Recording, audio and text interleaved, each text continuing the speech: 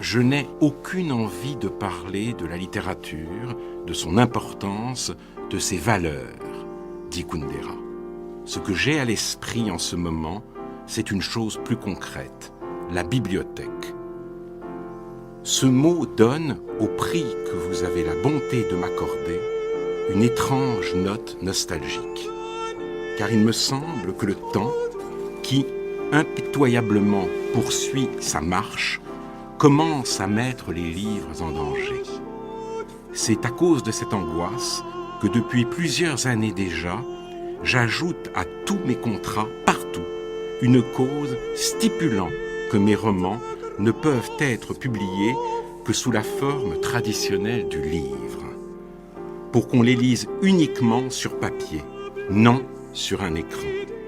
Cela me fait penser à Heidegger, au fait apparemment paradoxal que lors des pires années du XXe siècle, il se concentrait dans ses cours universitaires sur la question de la technique, pour constater que la technique, son évolution accélérée, est capable de changer l'essence même de la vie humaine.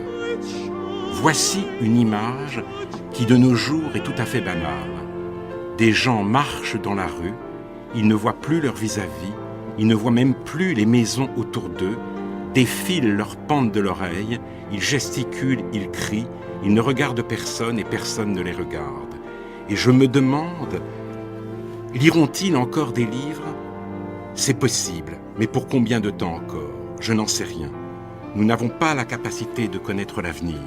Sur l'avenir, on se trompe toujours, je le sais. Mais cela ne me débarrasse pas de l'angoisse. L'angoisse pour le livre tel que je le connais depuis mon enfance. Je veux que mes romans lui restent fidèles à la bibliothèque.